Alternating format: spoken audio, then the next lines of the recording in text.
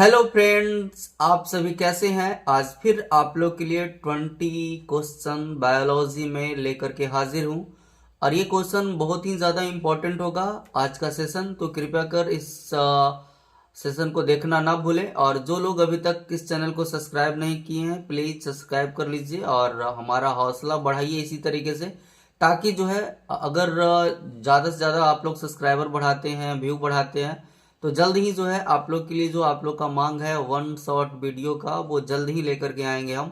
Chapter wise one shot, यानी कि one shot में एक चैप्टर कंप्लीट करवा दिया जाएगा और सारे चैप्टर को करवाएंगे हम।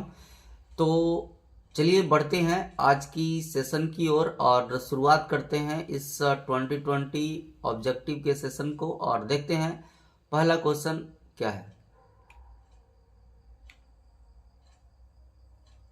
चलिएगा, स्क्रीन पे लगा दिया गया है एक बेहतरीन ही क्वेश्चन, तो आप लोग इसका जवाब दीजिए। बहुत ही आसान क्वेश्चन है ऐसे देखा जाए तो। डीएनए द्विकुंडलिनी मॉडल दिया, यानी कि डबल हेलिकल मॉडल जिसको बोलते हैं। तो डीएनए के डबल हेलिकल मॉडल को किसने दिया? नोल एवं रस्का ने दिया, खुराना ने दिया, वाटसन एवं क्रिक ने दिया और प्रिस्टले ने दिया। तो आप लोग इसका जवाब तो दे ही सकते हैं सारे बच्चे, तो दीजिए जल्दी से फटाफट इसका जवाब। तो हम आप लोगों को बता देते हैं डीएनए के डबल हेलिकल मॉडल को जो है वाटसन एवं क्रिक ने जो है कब दिया, तो याद रखिएगा 1953 में दिया था। तो ये चीज़ याद रखिएगा और बढ़ते हैं नेक्स्ट क्वेश्चन की ओर। क्वेश्चन नंबर सेकेंड, ओपेरिन के अनुसार निम्न में से क्या पृथ्वी के अद्य वायुमंडल में उपस्थित नहीं था? यानी अद्य वायुमंडल का मतलब क्या होता है इसको पहले समझते हैं। अद्य का मतलब होता है प्रारंभिक वातावरण, यानी कि ओपेरिन के अनुसार जो है निम्न में से क्या पृथ्वी के प्रारंभिक वातावरण में उपस्थित नहीं था? मीथेन, ऑक्सीजन, हाइड्रोजन या जल। तो आप लोग को जब हम पढ़ाए थे तो उसमें बताए थे हम कि प्रारंभिक वातावरण में जो है मीथेन तो पाया जाता है, हाइड्रोजन भी पाया जाता है और जल वाष्प भी पाए जाते हैं, लेकिन ऑक्सीजन अब्सेंट होता है प्रारंभिक वातावरण में। तो याद रखिएगा और इसका सही आंसर जो है बी हो जाएगा। चलिए बढ़ते हैं नेक्स्ट क्वेश्चन की ओर और स्क्रीन पे एक और बेहतरीन क्वेश्चन लगा दिया गया है। आप लोग क्वेश्चन पढ़िए और जवाब दीजिए कमेंट बॉक्स में। तो देखिएगा थर्ड क्वेश्चन जो है, प्रोस्टेट ग्रंथि उपस्थित होता है, कहाँ उपस्थित होता है? ब्रिक के ऊपर होता है, ब्रिसन के पास होता है, यूरेटस के निकट होता है, मूत्र मार्ग के चारों ओर होता है। तो बताइए आप लोग। तो बताया जाता है कि यह जो है मूत्र मार्ग के चारों ओर पाया जाता है प्रोस्टेट ग्रंथि। तो ये चीजें याद रखिएगा और इसलिए जो है इसका सही आंसर जो है आप लोग फिगर देखे होंगे तो उसके नीचे जो ऐसे जो है बताया जाता है कि जो गॉल ब्लाडर नहीं, क्या बोलते हैं उसको, यूरिनरी ब्लाडर जो होता है उसके नीचे जो है क्या पाया जाता है? प्रोस्टेट ग्लैंड पाया जाता है और वो जो है प्रोस्टेट ग्लैंड मूत्र मार्ग के चारों ओर उपस्थित होता है। तो इसका सही आंसर जो है और डी हो जाएगा। चलिएगा नेक्स्ट क्वेश्चन की ओर बढ़ते हैं। क्वेश्चन नंबर 4, प्रथम जीवन उत्पन्न हुआ, यानी कि सबसे पहले जीवन कहाँ उत्पन्न हुआ?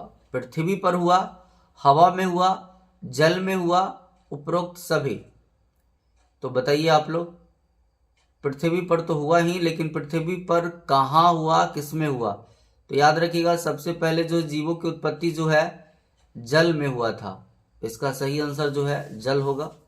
चलिए बढ़ते हैं नेक्स्ट क्वेश्चन की ओर। क्वेश्चन नंबर 5, न्यूक्लियोसाइड है। न्यूक्लियोसाइड यानी कि न्यूक्लियोसाइड किस चीज से मिलकर के बना हुआ है इसके बारे में बताना है। नाइट्रोजनी क्षार शर्करा, नाइट्रोजनी क्षार शर्करा फॉस्फेट, शर्करा फॉस्फेट, नाइट्रोजन क्षार फॉस्फेट। तो आपको बता दें हम नाइट्रोजन क्षार फॉस्फेट जो है ये तो हो नहीं सकता, शर्करा और फॉस्फेट मिलकर के ये भी नहीं होगा, और नाइट्रोजनी क्षार शर्करा और फॉस्फेट ये भी नहीं होगा। तो याद रखिएगा इसका सही आंसर जो है नाइट्रोजनी क्षार और शर्करा मिलकर के जो है और न्यूक्लियोसाइड बनाता है और आपको पता होना चाहिए। और नाइट्रोजनी क्षार, शर्करा और फॉस्फेट मिलकर के जो है फिर न्यूक्लियोटाइड का निर्माण करता है। लेकिन हम लोग जो है यहाँ पे बताने वाले हैं न्यूक्लियोसाइड के बारे में। तो न्यूक्लियोसाइड का निर्माण जो है नाइट्रोजनी क्षार और शर्करा के मिलने से जो है न्यूक्लियोसाइड का निर्माण होता है। इसका सही आंसर ए हो जाएगा। चलिएगा बढ़ते हैं नेक्स्ट क्वेश्चन की ओर। ट्रांसक्रिप्शन की समाप्ति किसके द्वारा होता है? ट्रांसक्रिप्शन की जो क्रिया होती है यानी कि अनुलेखन की क्रिया समाप्ति किसके द्वारा होता है? को प्रोटीन द्वारा होता है, सिग्मा फैक्टर के द्वारा होता है, रो प्रोटीन द्वारा होता है, ओमेगा फैक्टर के द्वारा होता है? तो बताइएगा। तो याद रखिएगा हम बताए थे कि जो है ट्रांसक्रिप्शन की क्रिया जो होता है वो जो है सिग्मा फैक्टर के द्वारा होता है, लेकिन रुकता जो है रो प्रोटीन के द्वारा है या रो फैक्टर के द्वारा रुकता है। तो इसका सही आंसर जो है सी हो जाएगा, यानी कि ट्रांसक्रिप्शन की समाप्ति किसके द्वारा हो रहा है? तो रो प्रोटीन के द्वारा होता है। सही आंसर इसका सी होगा। चलिएगा बढ़ते हैं नेक्स्ट क्वेश्चन की ओर। Question number 7। होमोसेपियंस के ऐतिहासिक विकास के दौरान सर्वाधिक सुस्पष्ट परिवर्तन निम्न में देखा गया। यानी कि होमोसेपियंस के ऐतिहासिक जो विकास हुआ है उस दौरान जो है सर्वाधिक जो है सुस्पष्ट परिवर्तन किसमें देखा गया? शरीर के बालों का समाप्त होना, सीधे चलना, जबड़ों के छोटे होना, मस्तिष्क के आकार में उल्लेखनीय जो है वृद्धि होना। तो ये चीजें याद रखिएगा, इसमें से आप लोग सही जवाब देने का प्रयास कीजिएगा। और इसका सही आंसर हम बता देते हैं, कौन सा होगा? शरीर के बालों का समाप्त होना, सीधे चलना, जबड़ों के छोटे होना, मस्तिष्क के आकार में उल्लेखनीय वृद्धि। तो इसका सही आंसर जो है डी हो जाएगा, यानी कि मस्तिष्क के आकार में उल्लेखनीय वृद्धि जो है ये जो है इसका सही आंसर होगा। 7 का डी हो जाएगा। चलिएगा नेक्स्ट क्वेश्चन की ओर बढ़ते हैं। मनुष्यों में निषेचित अंडाणु में विभाजन प्रारंभ होता है कहाँ? यानी कि जब मनुष्य में निषेचन हो जाता है तो निषेचन के बाद जो युग्मनज बनता है उस युग्मनज में विभाजन की क्रिया कहाँ प्रारंभ होती है? गर्भाशय में आने के बाद, क्योंकि निषेचन की क्रिया तो फ्लोपियन ट्यूब में होता है, अंडवाहिनी में। तो क्या कहाँ से जो है उसमें जो है मतलब विभाजन की क्रिया शुरू होती है? गर्भाशय में, मीरोब्लास्टिक अवस्था में, जब अंडा फ्लोपियन नली में होता है उसी समय से, या उपयुक्त में से किसी में नहीं? तो याद रखिएगा, आप लोग को बता दें कि निषेचन की क्रिया जो है फ्लोपियन नलिका में ही होती है, यानी कि फ्लोपियन ट्यूब में होती है, और वहीं पे निषेचन के कुछ समय बाद ही जो है विभाजन की क्रिया प्रारंभ हो जाती है। इसलिए इसका सही आंसर सी होगा। चलिएगा बढ़ते हैं नेक्स्ट क्वेश्चन की ओर। Question number 9। मनुष्य में कौन सा एक अवशेषी अंग नहीं है? निमेषक पटल, ये तो होता ही है मनुष्य में। पूछ कशेरुकी यानी कि पूछ अस्थि, ये तो भी पाया जाता है।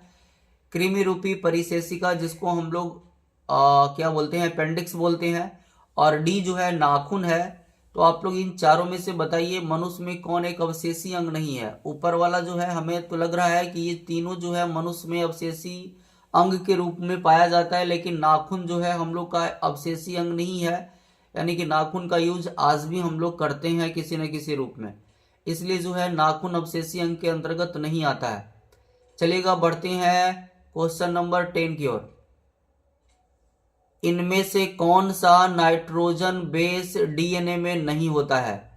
तो डीएनए में कौन कौन नाइट्रोजन क्षार पाया जाता है? तो आप लोग को बता दें एजीसीटी यानी कि एडेनिन, गुआनिन, साइटोसिन और थाइमिन जो है बताया जाता है कि ये डीएनए में पाया जाने वाला नाइट्रोजन क्षार है। तो देखते हैं इसको छोड़ करके इस ऑप्शन में क्या दिया गया है। तो देखिएगा साइटोसिन ये तो है, पाया ही जाता है डीएनए में। गुआनिन ये भी डीएनए में पाया जाता है, और थाइमिन भी पाया जाता है। लेकिन यहाँ पे जो बी नंबर में जो आपको दिखाई पड़ रहा है यूरासी या यूरासील होगा, ये यूरासील जो है डीएनए में नहीं बल्कि आरएनए में पाया जाता है। तो इसका जो सही आंसर होगा वो बी होगा, क्योंकि यूरासील जो है डीएनए में नहीं पाया जाता है। चलिएगा बढ़ते हैं नेक्स्ट क्वेश्चन की ओर। Question number 11। सरीसृपों का स्वर्ण काल था। स्वर्ण मतलब गोल्डन पीरियड जिसको बोलते हैं हम लोग। तो गोल्डन पीरियड के नाम से सरीसृपों के लिए किसको जाना जाता है? क्या प्रोटेरोजोइक महाकल्प को जानते हैं, या पैलियोजोइक महाकल्प को जानते हैं, या मीसोजोइक महाकल्प को, या सीनोजोइक? तो बताइए आप लोग कौन सा सही आंसर होगा। तो हम आप लोग को बता दें, जो है सरीसृपों के लिए जो है स्वर्ण काल जो है मेसोजोइक काल को कहा जाता है, और इसलिए इसका सही आंसर सी हो जाएगा, क्योंकि जो है सरीसृप खास करके मेसोजोइक काल में पाए जाते थे। चलिएगा बढ़ते हैं नेक्स्ट क्वेश्चन की ओर। क्वेश्चन नंबर 12, ओकाजाकी फ्रैगमेंट्स कब बनता है। ओकाजाकी फ्रैगमेंट्स कब बनता है, या कहाँ बनता है, या किस पे बनता है। तो डीएनए के सतद्विगुणन में, डीएनए के असतद्विगुणन में, या डीएनए के पश्चगामी स्ट्रैंड में, या ए और बी दोनों।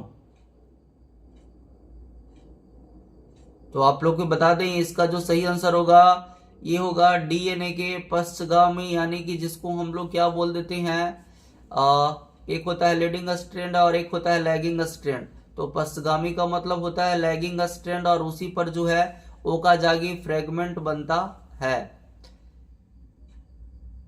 चलिएगा बढ़ते हैं आगे नेक्स्ट क्वेश्चन की ओर। होमो इरेक्टस की मस्तिष्क क्षमता थी लगभग, यानी कि होमो इरेक्टस जो है इसकी जो होमो इरेक्टस है उसकी जो मस्तिष्क की क्षमता है वो कितनी होती है। तो 650, ये तो होगा ही नहीं, 650 तो हम किसी में बताया ही नहीं है। दूसरा है 1400, ये भी नहीं होगा। 1500, ये भी नहीं होगा। तो इसका सही आंसर जो है बी होगा, यानी कि 900 सीसी हो जाएगा। सीसी का मतलब होता है क्रेनियल कैपेसिटी, तो ये चीजें याद रखिएगा। और होमो इरेक्टस ये बहुत बार एग्जाम में आ चुका है कि होमो इरेक्टस की जो है मस्तिष्क का जो है मतलब क्रेनियल कैपेसिटी कितना होता है, तो 900 होता है। चलिएगा बढ़ते हैं नेक्स्ट क्वेश्चन की ओर। क्वेश्चन नंबर 14, पूर्ण विकसित जंतुओं में सभी संरचनाएं विकसित होती है, यानी कि पूरा रूप से जो विकसित जीव है उसमें सभी संरचनाएं विकसित होती है। पेशीय तंत्र द्वारा, तंत्रिका तंत्र के द्वारा, परिसंचरण तंत्र के द्वारा, जनन स्तरों के द्वारा। तो पेशीय तंत्र के द्वारा तो होगा नहीं, क्योंकि इसके द्वारा जो है सारे अंगों का विकास नहीं हो सकता। तंत्रिका तंत्र के द्वारा तो होगा नहीं, परिसंचरण तंत्र के द्वारा भी नहीं हो सकता है। तो जनन स्तरों के द्वारा जो है बताया जाता है कि पूर्ण रूप से विकसित जीवों में जो है सभी संरचनाएं विकसित होती हैं। क्योंकि जर्म लेयर जो है हम आप लोगों को बताया था कि अगर मनुष्य की बात की जाए तो मनुष्य जो है ट्रिप्लोब्लास्टिक जीव होता है, और ये इसमें जो है ट्रिप्लोब्लास्टिक जीव में जो है 3 भ्रूणीय स्तर होता है। एक को बताया था एक्टोडर्म, मेसोडर्म और एंडोडर्म, और इन्हीं तीनों जो है लेयर के द्वारा जो है सभी संरचनाएं विकसित होती है पूर्ण रूप से विकसित जीवों में। तो ये चीजें याद रखना है आप लोग को। 14 का जो है डी हो जाएगा सही आंसर। बढ़ते हैं क्वेश्चन नंबर 15 की ओर। किसी डीएनए में कूट यानी कि जीएसी का प्रतिकूट क्या होगा। किसी डीएनए में कूट जीएसी का प्रतिकूट, यानी कि जो है डीएनए में एक जो है कोड दिया हुआ है और इसका जो है एंटी कोडोन बनाना है, तो इसका विपरीत बनाना है, यानी कि जी का कर देना है। क्या जी किसके साथ जुड़ता है, तो सी के साथ जुड़ता है। तो सी तो है 3 को में है सी, तो ये तीनों में तो फर्स्ट सी है, लेकिन ए का क्या होगा। तो ए का जो है बताया जाता है ये जो है टी के साथ जुड़ता है, लेकिन यू होना चाहिए। तो यू किस में है, तो देखिएगा यहाँ बी नंबर में यू दिखाई पड़ रहा है आपको, क्योंकि जो है प्रतिकूट जो है टीआरएनए में पाया जाता है। और आपको बता दें कि आरएनए में जो है या टीआरएनए में जो है आपको थाइमिन नहीं पाया जाता है, थाइमिन के स्थान पर यूरासिल पाया जाता है। तो जी का तो सी होगा, लेकिन ये जो है टी के साथ जुड़ता है, तो यहाँ पे टी होना चाहिए था, लेकिन होगा यू, क्योंकि जो है प्रतिकूट पाया जाता है आरएनए में या खास करके टीआरएनए पर पाया जाता है, और इसलिए जो है टी के स्थान पर यू प्रयुक्त होगा। इसलिए जो है इसका सही आंसर जो है बी होगा। बाकी सी का जी तो हो ही जाएगा, तो इसका सही आंसर क्या हो जाएगा जी, तो 15 का बी हो जाएगा सही आंसर। बढ़ते हैं नेक्स्ट क्वेश्चन की ओर। क्वेश्चन नंबर 16, किसी जनन परत में रक्त तथा परिवहन तंत्र का उद्भव होता है। किसी जनन परत में या जनन परत से बोल सकते हैं रक्त तथा परिवहन तंत्र का उद्भव होता है, यानी कि किस जनन तंत्र से जो है, किसी नहीं बल्कि किस जनन तंत्र से जो है रक्त और परिवहन तंत्र का विकास होता है। तो याद रखिएगा मेसोडर्म। सीधे सीधे आप लोग को याद रखना है, चाहे रक्त रहे, चाहे हृदय रहे, चाहे परिवहन तंत्र रहे, इन सारी चीजों का विकास जो है मेसोडर्म के द्वारा होता है। यहाँ की हार्ट का भी विकास जो है मेसोडर्म के द्वारा ही होता है, तो ये भी याद रखिएगा। और जनन यानी कि रिप्रोडक्टिव ऑर्गन का भी विकास जो है जनन परत के द्वारा, मेसोडर्म के द्वारा ही होता है। चलिएगा बढ़ते हैं नेक्स्ट क्वेश्चन की ओर। क्वेश्चन नंबर 17, डियोनियन काल को माना जाता है। डियोनियन का मतलब होता है, अच्छा, डियोनियन काल को माना जाता है, मछलियों का काल माना जाता है, भैंसों का काल माना जाता है, सरीसृपों का काल माना जाता है, या मैमल्स का काल माना जाता है। तो ये चीजें याद रखिएगा। इसमें से नीचे वाला तीनों हमको जो लग रहा है, देखिएगा उभयचर तो दूसरा हो जाएगा, सरीसृप अलग हो जाएगा और मैमल्स भी अलग होता है। इसको जो है डियोनियल काल को जो है मछलियों का काल कहा जाता है, इसलिए इसका सही आंसर जो है ए हो जाएगा। बढ़ते हैं नेक्स्ट क्वेश्चन की ओर। क्वेश्चन नंबर 18, गैमेट निर्माण को कहती हैं। गैमेट निर्माण को आखिर क्या कहा जाता है बाबू? तो गैमेटोजेनेसिस कहते हैं, साइटोकाइनेसिस कहते हैं, या स्पोरोजेनेसिस कहते हैं, या मियोसाइट कहते हैं। तो याद रखिएगा, हम आप लोग को बता दें कि ये जो गैमेट का निर्माण होता है उसको गैमेटोजेनेसिस कहते हैं, तो इस बात को याद रखिएगा और इसका सही आंसर ए हो जाएगा। चलिए बढ़ते हैं नेक्स्ट क्वेश्चन की ओर। क्वेश्चन नंबर 19, जनन अंग विकसित होते हैं भ्रूणीय स्तर, कौन से भ्रूणीय स्तर के द्वारा? अभी हम आप लोग को बताए हैं, इसका जवाब दीजिए कि चाहे क्या बोल सकते हैं, क्या बोल रहे थे, हृदय हो गया, रक्त हो गया, परिवहन तंत्र हो गया, या जनन तंत्र हो गया। इन सारी चीजों का विकास किस लेयर के द्वारा होता है या किस जर्म लेयर के द्वारा होता है? तो याद रखिएगा मेसोडर्म के द्वारा होता है। इसका सही आंसर सी हो जाएगा। चलिए बढ़ते हैं नेक्स्ट क्वेश्चन की ओर। जुरासिक काल महाकल्प में आता है, किस महाकल्प में जो है जुरासिक काल को रखा गया है? सीनोजोइक काल के अंतर्गत रखा गया है, मीसोजोइक काल के अंतर्गत रखा गया है, या प्रोटेरोजोइक काल के अंतर्गत रखा गया है? तो हम आप लोग को बता दें, जुरासिक काल जो है गोल्डन पीरियड के समय पाया जाता था, और गोल्डन पीरियड किसको कहते हैं? तो मीसोजोइक काल को कहते हैं, और इसलिए इसका सही आंसर जो है मीसोजोइक काल होगा। तो कृपया कर, अगर आप लोग को ये सेशन अच्छा लगा तो कृपया कर चैनल को सब्सक्राइब करो और लोगों तक जो है इस वीडियो को शेयर करें। तब तक के लिए फिर मिलते हैं कल।